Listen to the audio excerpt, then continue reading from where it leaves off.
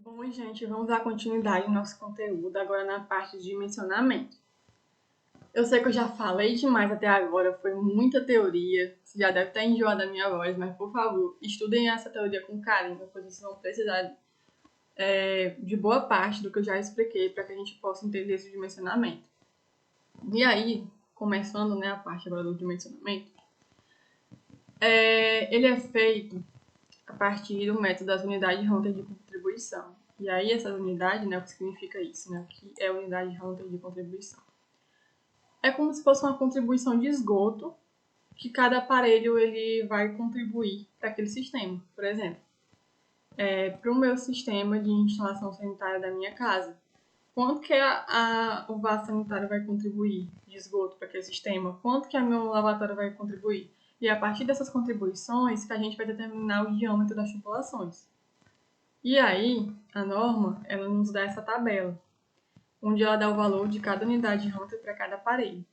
E aí, para cada aparelho, a gente vai ter seu diâmetro nominal mínimo do ramal de descarga, porque a gente viu que o ramal de descarga vai ser a tubulação que recebe os efluentes dos aparelhos, é aquela tubulação que está conectada diretamente aos aparelhos. E aí, como ela está ligada diretamente, o diâmetro mínimo de cada tubulação do ramal de descarga vai ser dado de acordo com essa tabela aqui. E aí, dando continuidade, agora falando da caixa sinfonada, a caixa sinfonada tem vários tamanhos. E aí, os tamanhos dela, que os diâmetros nominais, vão ser escolhidos de acordo dentro de um limite de unidade Hunter que essas caixas sinfonadas estão recebendo. Por exemplo, digamos que uma caixa sinfonada no banheiro esteja recebendo os efluentes de um ralo, que seria um chuveiro de residência, que tem o valor de 2, e um lavatório, que tem o valor de 1. E aí, essa caixa sinfonada estaria recebendo no total 3 UHC, que é o somatório do ralo com o chuveiro. Ou o somatório do ralo com o lavatório. E aí, 3, 3 está dentro desse limite aqui, de até 6. E aí, como está dentro do limite, o diâmetro dessa caixa, por exemplo, que eu dei, seria um diâmetro de 100. E aí, vai nessa mesma ideia, assim por diante. Se der entre 6 e 10, vai ser 125. Ou até 10, se você tiver preferência de escolher uma caixa de diâmetro maior. No caso aqui, deu 3, Se vocês quiserem escolher essa de 125, sem problemas, contanto que esteja no limite de até 10. E assim por diante. E aí, o ramal de esgoto da caixa, ele vai ser dimensionado conforme essa tabela aqui.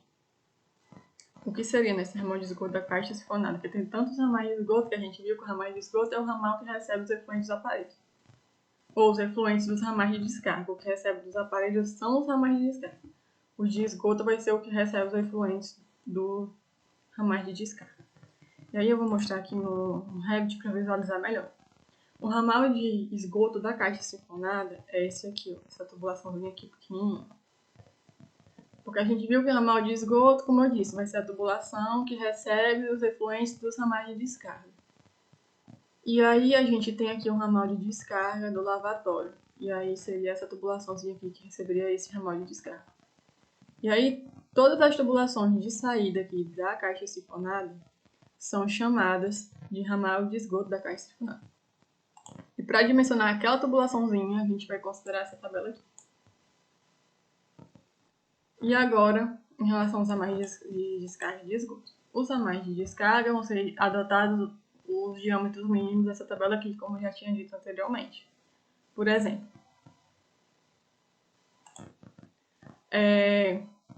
aqui do lavatório, Isso aqui seria um ramal de descarga.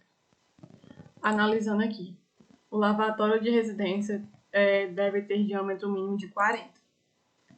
E aí, o diâmetro aqui que deveria ser adotado é de 40, tanto que se eu clicar, tá aqui, o diâmetro de 40. E assim por diante, na mesma ideia. E aí, para os aparelhos não relacionados à tabela 2, ou seja, para aqueles aparelhos que não estão aqui nessa tabela, devem ser estimados os valores das unidades Hunter correspondentes e o dimensionamento deve ser feito com os valores indicados nessa tabela, na tabela 3. Tipo, essa tabela aqui não serve só para dimensionar o ramal de esgoto da caixa. ela serve também para dimensionar os ramais de descarga de aparelhos que não constam aqui. Só que aí a gente teria que estimar a unidade de Hunter, e isso seria uma coisa mais difícil, já que a gente não tem tanta experiência para estimar esses valores. E aí não se preocupem, porque é muito difícil, muito difícil. Eu acho que nunca vai precisar a gente usar um aparelho que não esteja aqui, porque todos os aparelhos básicos estão aqui. Mas caso chegue um dia que a gente precise, é só procurar na internet, que tem várias tabelas com todos os materiais. A Layout mesmo, ela tem os cursos dela, né? Elas fornecem uns PDFs que eles têm umas tabelas com os valores de vários aparelhos que a norma não tem. E aí é só procurar na internet, então não se preocupe com isso. E os ramais de esgoto vão ser utilizados essa tabela aqui, a tabela 4, porque a gente viu que o ramal de esgoto da caixa sinfonada vai ser essa tabela 3. Mas todos os outros ramais de esgoto, eles vão ser essa tabela aqui. Então lembre-se, ramais de esgoto da caixa sinfonada é esse. Os demais ramais de esgoto, aí vai ser esse.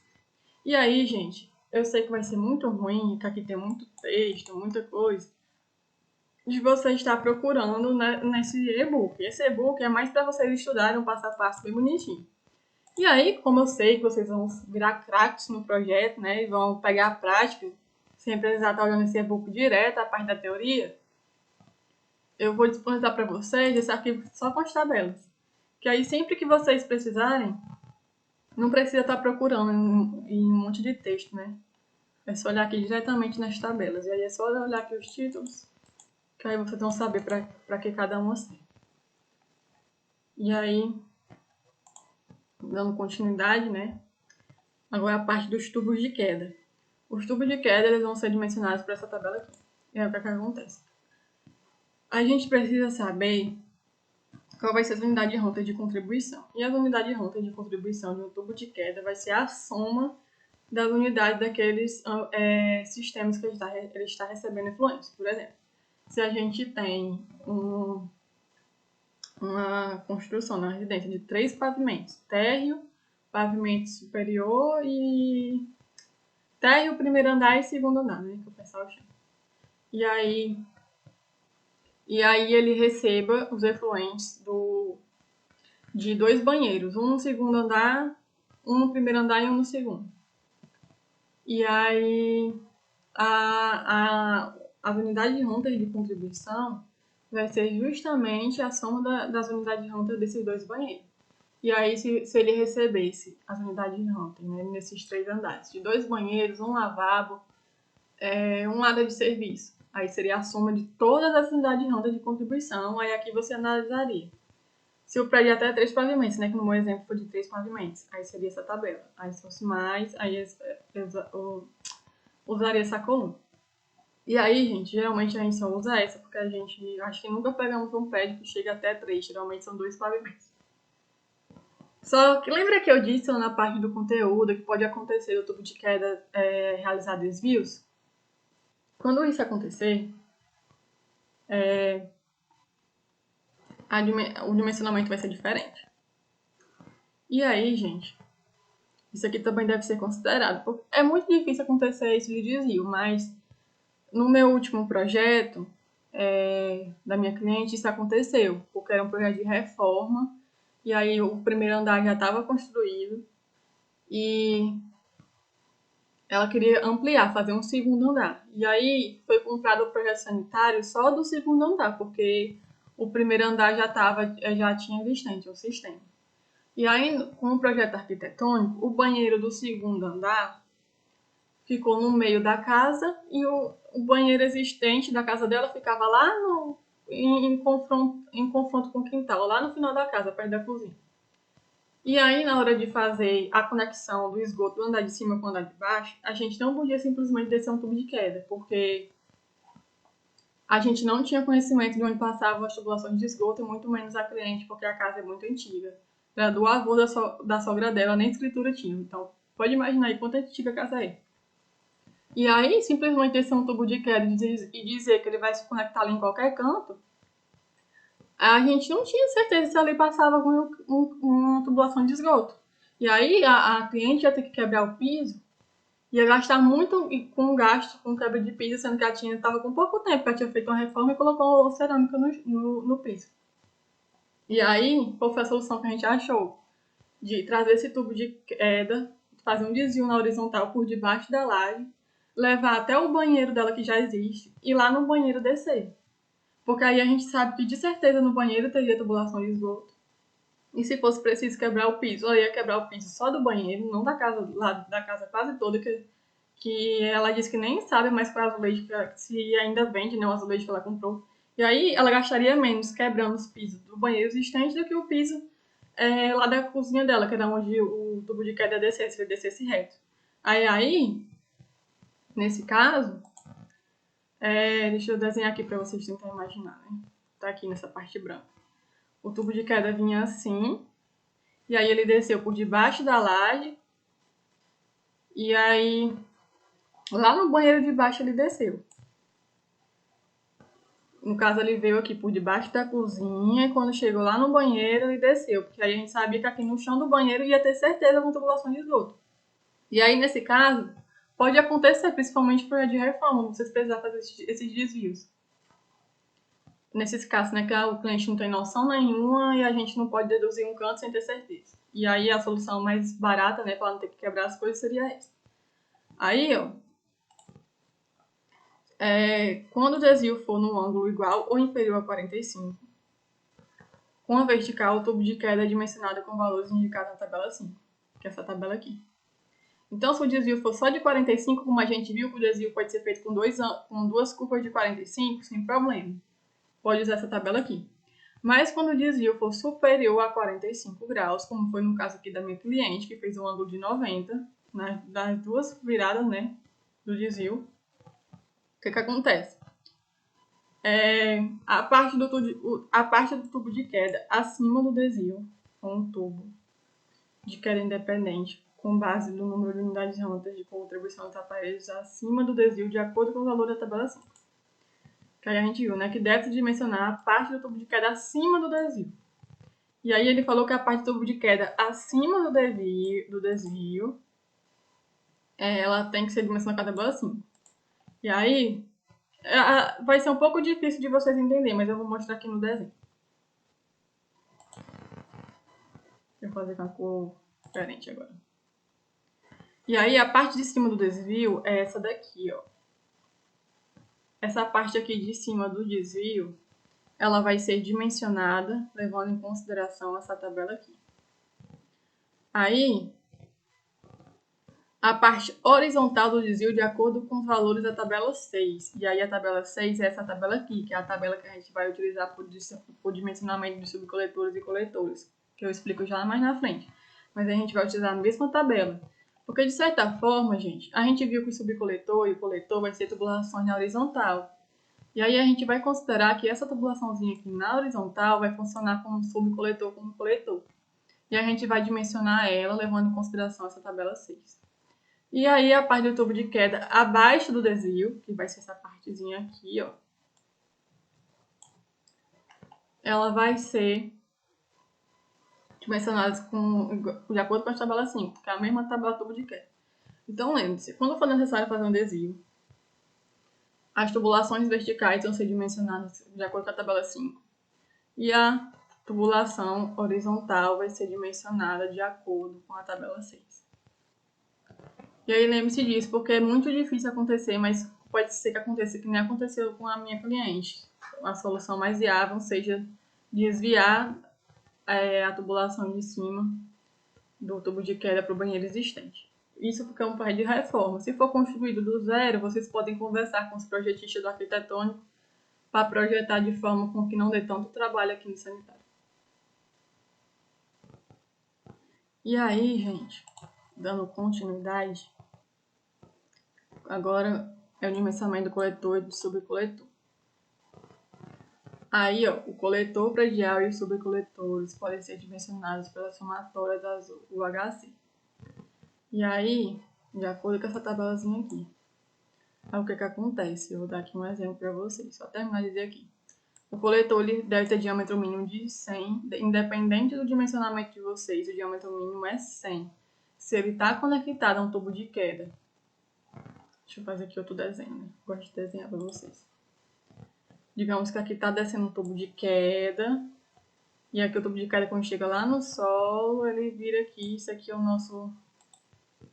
E aqui é o nosso subcoletor, né? Se esse tubo de quedazinho aqui, ele for do diâmetro de 75, lembra que eu disse que sempre tem que manter o diâmetro ou constante ou maior, não pode diminuir. Como o diâmetro mínimo do subcoletor é de 100, a gente utiliza aqui uma peça de ampliação, pode ser um joelho de ampliação. A gente não pode botar esse subcoletor aqui de 75, tem que ser 100. Então, o subcoletor e o coletor predial tem que ser no mínimo 100. E aí, no dimensionamento do coletor e dos subcoletores em prédios residenciais, deve ser considerado apenas o aparelho de maior descarga de cada banheiro para somatório no número de unidades rampas. E geralmente esse aparelho é o vaso sanitário. Mas aqui é só para prédios residenciais mesmo, a gente vai utilizar isso aqui, que é a soma das unidades rampas. E aí eu vou mostrar para vocês já já. Nos demais casos, deve ser considerado todos os aparelhos contribuintes, que é o que a gente vai fazer. E aí, vou abrir o Revit só para mostrar aqui rapidinho, eu vou fazer um passo a passo já já, um exercício. Mas aí, ó, aqui é um subcoletor, né? E aí esse subcoletorzinho aqui tá recebendo... Aqui também seria um subcoletor que tá recebendo tubo de queda. Mas eu vou considerar esse daqui. Esse aqui tá recebendo as unidades Hunter de todos esses aparelhos aqui. Que aí a gente vai ter um ralo, um vaso e um lavatório. E aí, olhando lá pela tabela, aqui ó, o vaso é 6,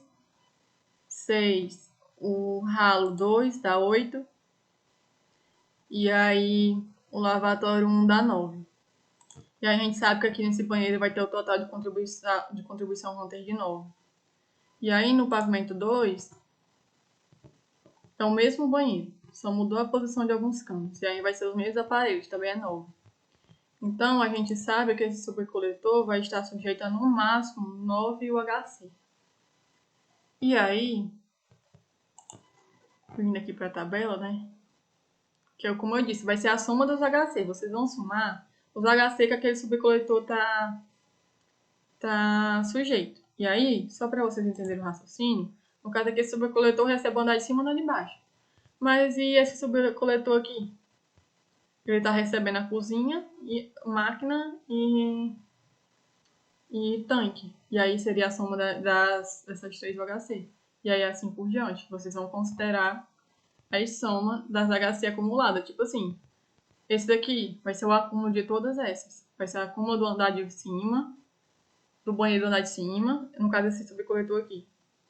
Mais o banheiro de baixo, mais a cozinha, mais a área de serviço.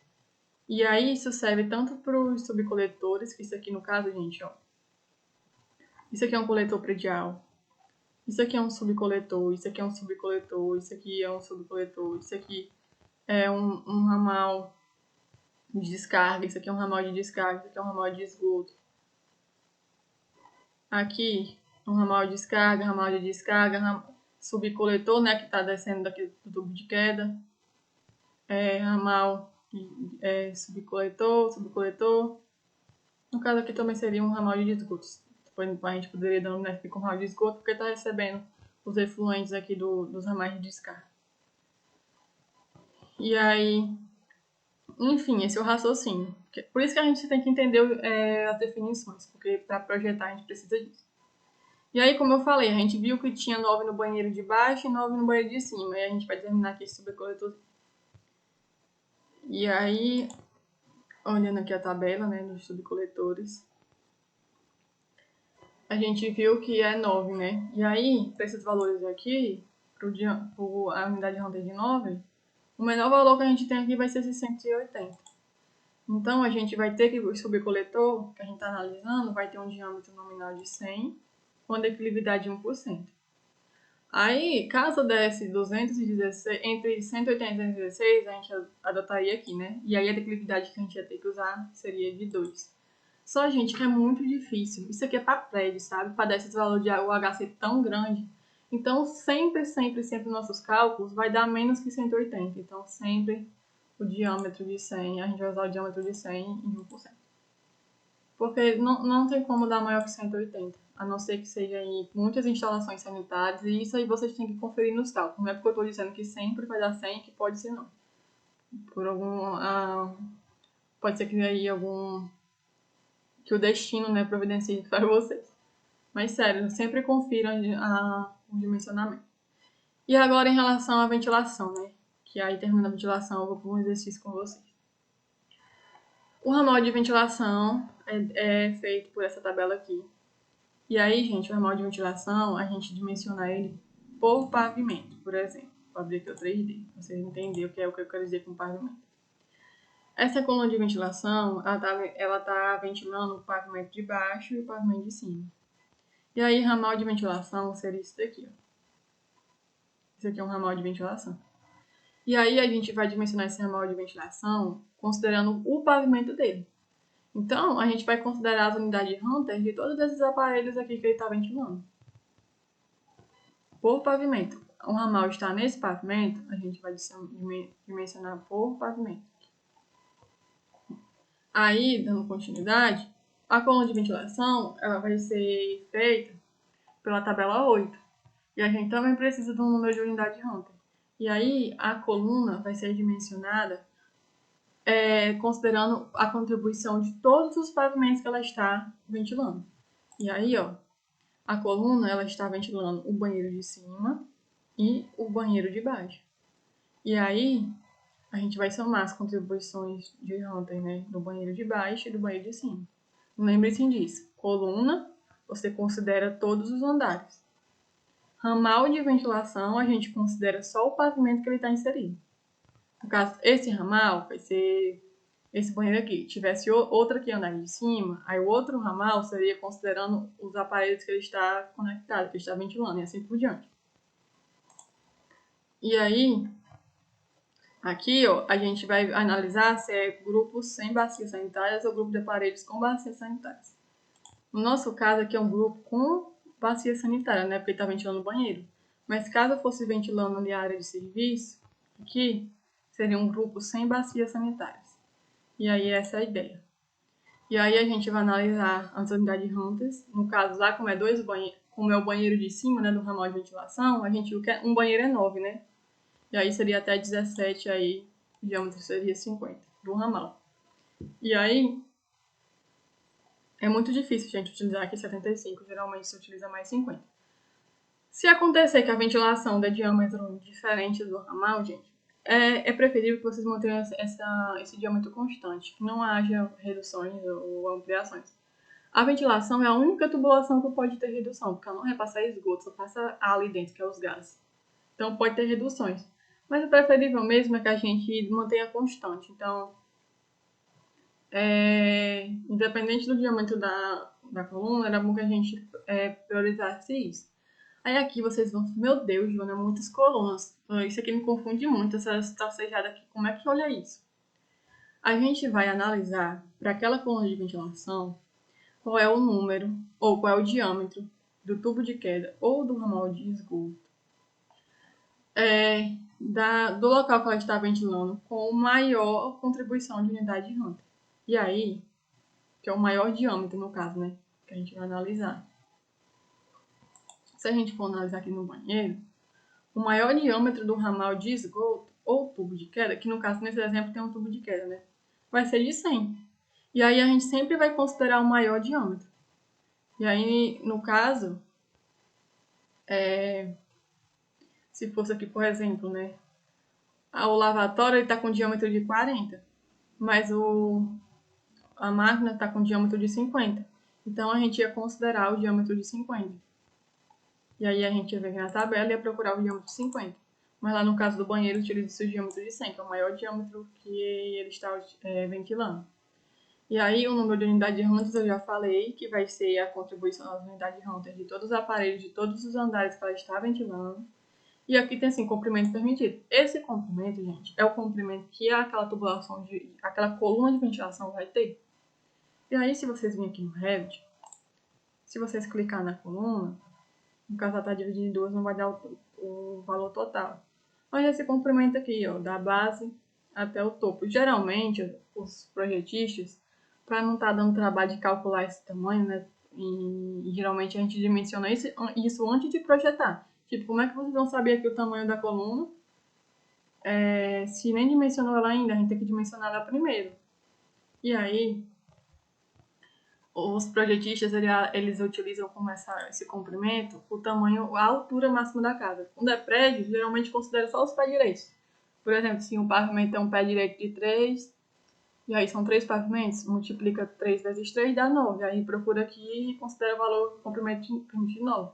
Mas como a gente é uma casa, né, residência, e a cobertura dela é telhado, né, tem aquela inclinação das águas, a gente vai considerar a altura aqui máxima de onde o tubo de ventilação vai sair, no caso é de servir o abrigo aqui da caixa d'água.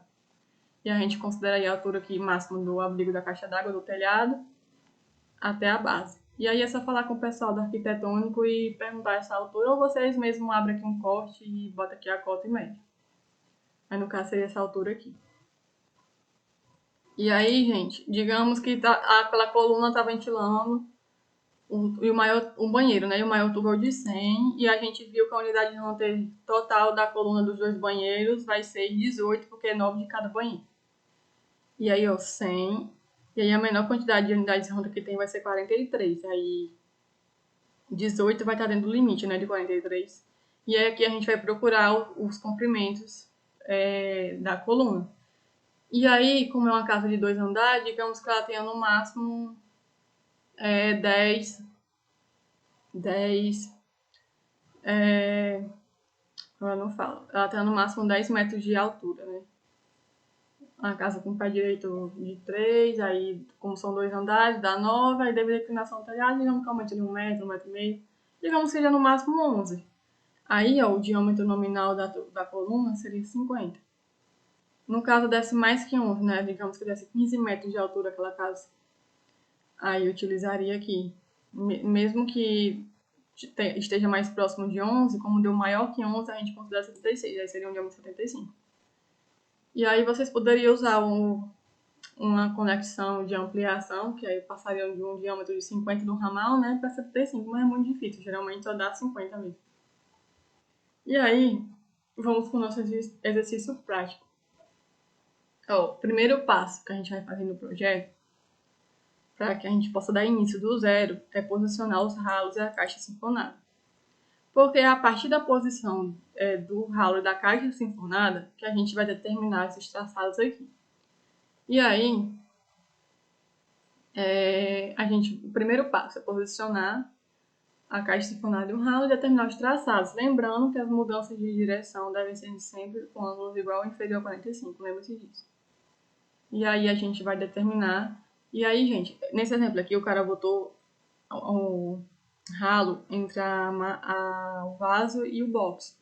Só que geralmente é recomendável que coloque sempre a caixa. Acho que eu tinha falado o ralo, né? É a caixa sinfonada. É recomendável que a caixa sinfonada ela sempre seja colocada entre o vaso e a pia.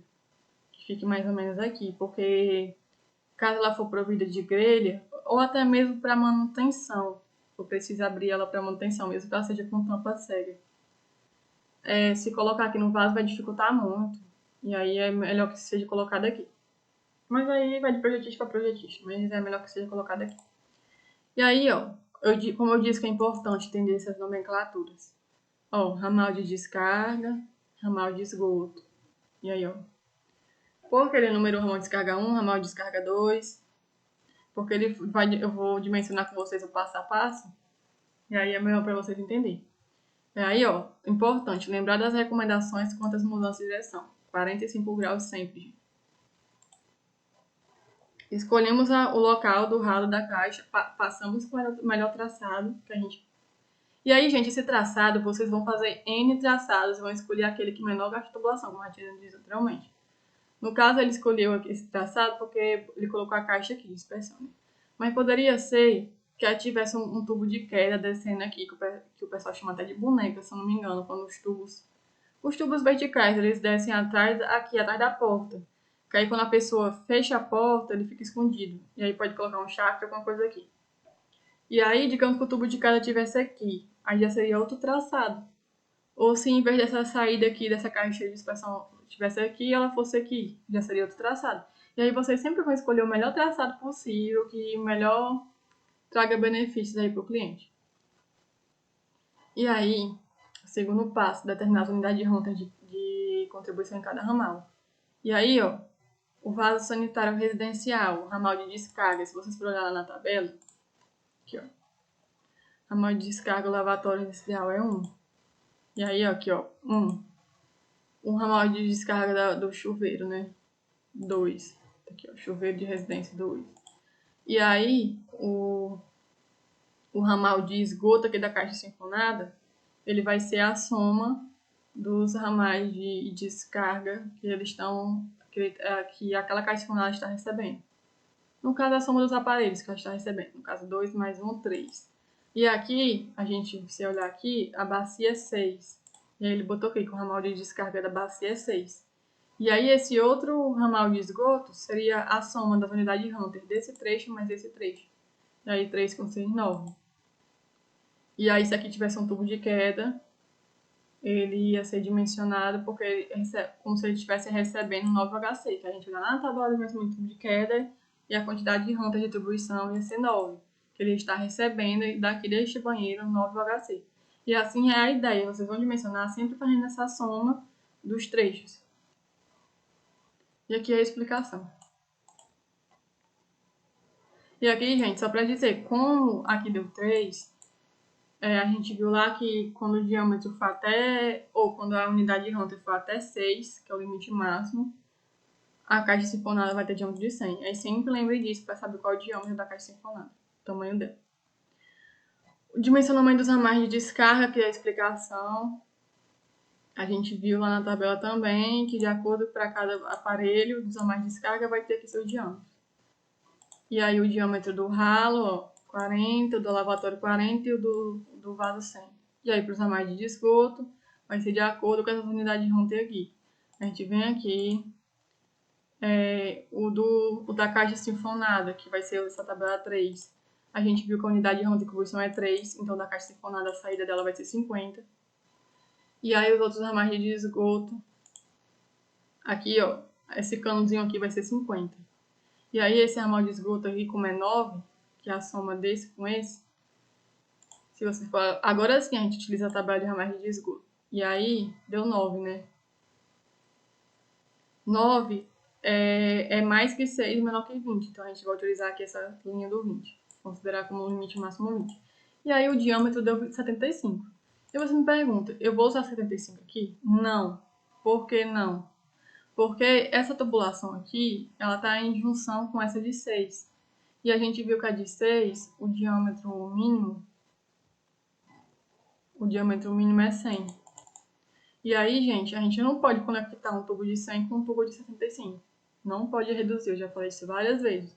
Então, a gente vai manter o diâmetro constante, vai utilizar um de 100 para esse ramalzinho aqui, tá bom? E aí, dando continuidade, a gente viu como é que a gente dimensiona o ramal de esgoto. Aqui tem a explicação porque eu adotei 100. E aí agora o próximo passo é traçar o traçado das tubulações de ventilação. E aí esse passo eu como é que gostei, porque eu quase não entendi isso daqui, depois que eu entendi eu fiquei maravilhada. E aí, gente, tem essa tabelazinha aqui, distância máxima dos desconectores, a gente vai considerar tudo que é desconector. E a gente sabe que não é só a caixa sinfonada que é um desconector que ela tem fecho hídrico, o vaso também tem um fecho hídrico. E aí ele fala que de acordo com o diâmetro daquele ramal de descarga, a distância máxima é essa daqui, para cada diâmetro. E aí, o que acontece? Ele posicionou o ralo dele aqui, né? A caixa sifonada dele aqui, passa esse traçado. Antes de começar o estudo da posição do ramal, você tem que saber essas distâncias. Aí o que acontece? Ele vai colocar, né, que geralmente a gente coloca um ramal de ventilação, o tubo ventilador, entre a caixa sinfonada e aqui a conexão com o ramal que sai do vaso. É um ramal de esgoto da caixa sifonada, geralmente coloca aqui. E aí, a gente vai aqui medir a distância de cada desconector até esse tubo ventilador.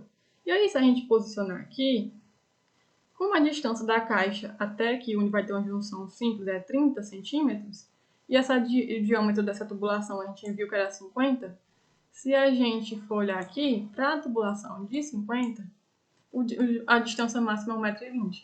E aí, como aqui vai estar aqui bem posicionado mais ou menos aqui no meio, e a distância máxima aqui é 30 centímetros, então, independente do local que eu colocasse aqui nessa tubulação, eu poderia colocar porque está dando menos que 1,20 m. E aí, ela também tem que ventilar um ramal ou ventilar o vaso. E o vaso tem diâmetro de 100, então o comprimento máximo da distância desse tubo ventilador até o vaso é 2,40. 2,40 metros. E aí o que acontece? A gente vai somar as distâncias aqui dessas cotas, até chegar ao tubo ventilador. E a gente vai ter 31 centímetros, mais 50 centímetros, vai dar 81 centímetros. Mas, digamos que ele esteja posicionado aqui no meio, então a distância do tubo ventilador até aqui vai ser 15 centímetros. Então, 81 mais 15 vai dar 96. E aí, menos de 1 metro. Como a distância máxima é 2,40, de boas. Então, aqui é uma ótima posição para colocar. Mas se eu quisesse colocar aqui, eu poderia, Joana? Poderia colocar aqui também um ramal de ventilação, gastaria até menos tubo. Mas por que não é recomendável? Porque a distância entre o desconector e esse ramal deve ser a menor possível. Então, se eu colocar aqui, vai aumentar a distância, não vai? Do ramal aqui do vaso sanitário até esse ramal de ventilação.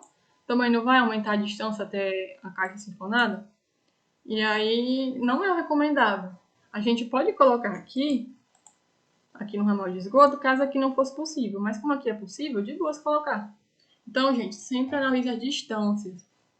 No meu exemplo aqui, se vocês for analisar o pavimento 2, ó, é uma distância pequena, então a gente sabe que aqui está dando menos de 1 metro. E aqui, como era 2,40, a gente sabe também que a distância daqui para cá até aqui e voltando aqui, a gente tem que fazer a soma de todas as cotas, tá, gente? A distância de todas as cotas até chegar aqui o ramal. Dando menor que os limites da tabela, tudo bem. Aí aqui no pavimento, vocês verem, em relação à caixa sifonada, nem tanto, tá muito perto. Mas aí, se você perceber, a distância até chegar ao vaso, vindo daqui e virando aqui, é um pouco maior. Mas aí eu conferi, tá dando menos que 2,40. Então, sempre estando dentro desses limites é o que importa. Eu poderia ventilar aqui? Poderia ventilar aqui. E aí estaria bem mais perto do vaso, mas aí estaria muito distante da caixa. E aí o melhor seria aqui mesmo. Por isso que sempre priorizam ventilar aqui no ramal de esgoto da caixa sifonada, porque sempre aqui nesse ramal vai estar tanto perto da caixa sifonada, como vai estar perto do vaso. Por isso que sempre se prioriza aqui. E aí, voltando aqui para o nosso exemplo, a gente já viu como é que escolhe a posição, né, levando em consideração essa tabela aqui. E aí agora, determinação dos traçados. Isso aqui, ele botou o traçado da ventilação dele bem aqui no meio. E agora o dimensionamento do tubo de queda. Eu coloquei essa imagem aqui, que foi uma imagem que eu achei na internet, mas a gente vai considerar que para esse exemplo só tem um tubo de queda. Aqui tem dois, mas eu vou considerar que só tem um, tá bom? E aí a gente vai considerar, ele tem aqui um pavimento térreo, e vocês veem que no pavimento térreo ele não alimenta nada, ou ele não recebe nenhum efluente, né? Mas aí o tubo de queda, ele recebe do primeiro pavimento, do segundo e do terceiro. São 3 pavimentos tipo. E aí, a gente vai considerar que ele recebe desses 3 pavimentos esse mesmo banheiro aqui. E a gente viu que, se vocês olharem aqui de novo, para aquele banheiro, a gente vai ter aqui, ó, no total, 9 UHC. Memorizem isso que eu vou repetir muito aqui no dimensionamento. E aí, ó, eu tinha dito que o tubo de queda, se olharem aqui, a tabela 5, tubo de queda, a gente vai precisar das unidades Hunter, como é 3 pavimentos. No caso dele aqui, não é... no caso são 3 pavimentos que a gente está Aliás, são 4 pavimentos, porque conta com térreo. E aí, gente, se vocês forem olhar aqui, voltamos, a gente vai somar o total dessas unidades Hunter. E aí, como cada banheiro é 9, multiplicando por 3, dá 27. E aí, olhando aqui na tabela, 27 entra aqui nesse limite aqui, e o tubo é de 75. E aí, como é que até eu botei, 75. E aí, a gente não pode usar um tubo de queda de 75. E por que, João, não pode usar 75? Porque a gente não disse que aqui ia ser 100 e aqui também ia continuar 100. Como é que eu vou ter uma redução no tubo de queda? Não pode. E aí continua com de 100. Lembrem-se disso. Então eu botei aqui, eu expliquei. Caso vocês tenham uma dúvida, só lê isso daqui, tá bom? E aí o dimensionamento do subcoletor e do coletor predial. Voltando aqui na imagem. Isso aqui, ó, subcoletor e coletor predial. Como eu considerei que só tem uma coluna, eu vou considerar que o coletor predial vem daqui até chegar aqui essa caixa de inspeção. E aí, dimensionando primeiro... eles vão usar a mesma tabela, vão ter praticamente o mesmo de antes. A gente sabe que o diâmetro mínimo do subcoletor, ele vai ser 100. E aí, vai ser esse subcoletor, ele tá recebendo só esse primeiro...